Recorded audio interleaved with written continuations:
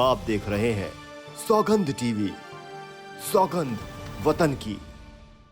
सबके सामने मैं टीवी चैनल नहीं देख पा रही थी। मैं छुप के अपने घर में जाके टीवी चैनल देखा, क्योंकि इतनी शर्मिंदगी का वो माहौल था, इतनी इतनी दरिंदगी दिखा रहे थे कि ऐसा लग रहा था कि हमारे घर के पुरुष तो ये नहीं है, ये पुरुष हो ही नहीं सकते, ये दरिंदे हैं, ये जानवर हैं, ये भक्षी हैं, भेड़िए हैं। ये सरकार को कहते हैं रिजाइन करो, मर चलो, डूब मरो कहीं जाके। कहीं तुम्हारे पास शर्म है तो कहीं मरो जाके, गुजरात में मरो, स्मृति ईरानी जी कहीं घर में मरो। नमस्कार, आप देख रहे हैं सौगंध टीवी और मैं हूं आपके साथ आस्था तिवारी। अगर बात की जाए तो मणिपुर घटना एक ऐसी घटना है जिसको भुलाया नहीं जा सकता।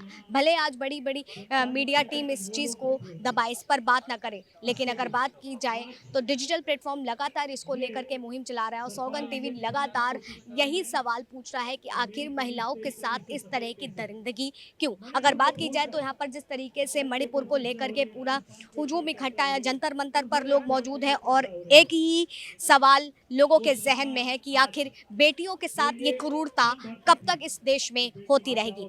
मैं बात कर लेती हूँ हिंदू मजदूर सभा से मैम है, हिंद मजदूर सभा से मैम है।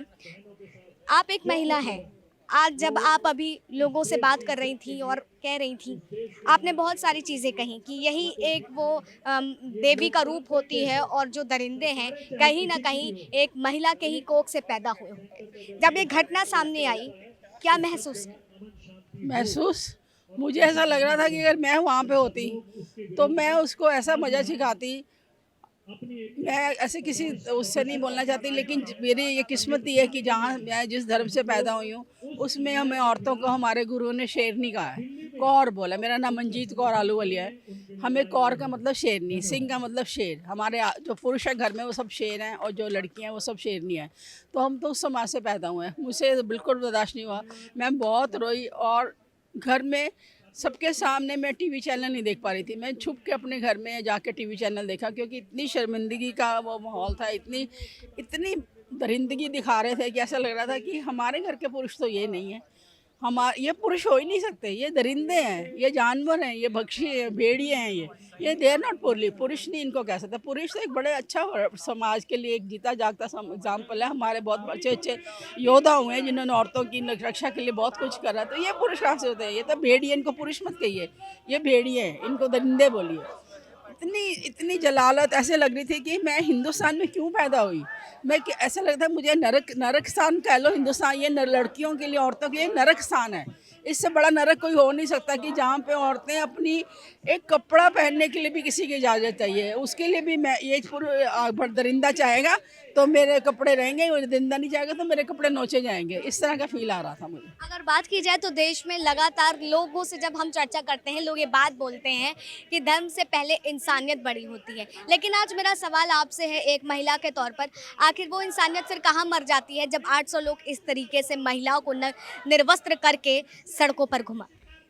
वो पहले बात तो जानवर हैं, वो लोग नहीं है, वो इंसान नहीं है। मैं कहती हूँ जानवर भी इतनी दरिंदगी नहीं करता। जानवर भी इस तरह की, मैंने नहीं किसी जानवर को ऐसी दरिंदगी करते हुए देखा कभी लाइफ में।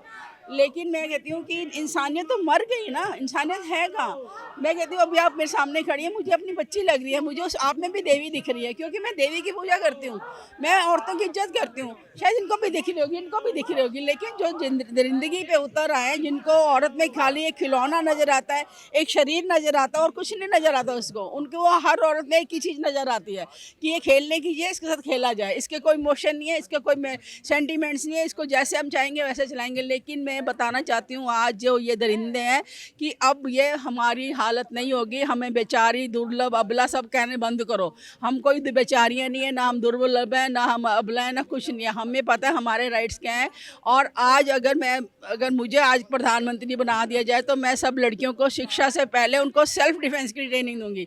मैं 2 साल की बच्ची को भी बताऊंगी, बेटा तूने बाहर जाना है तो अगर तेरे को 2 साल का, ये 4 साल का कोई भी बच्चा कुछ हाथ लगाए तो तुम्हें ये करना है। ये आजकल स्कूलों में दिया जा रहा है, पता नहीं कितने स्तर पर दिया जा रहा है, लेकिन इसको बड़ा वास्ट हमको बताना चाहिए, बच्चियों को बताना चाहिए ये क्या टच है, ये फेयर टच है या अनफेयर टच है, ये बताना चाहिए हमें। सरकार से क्या मांग?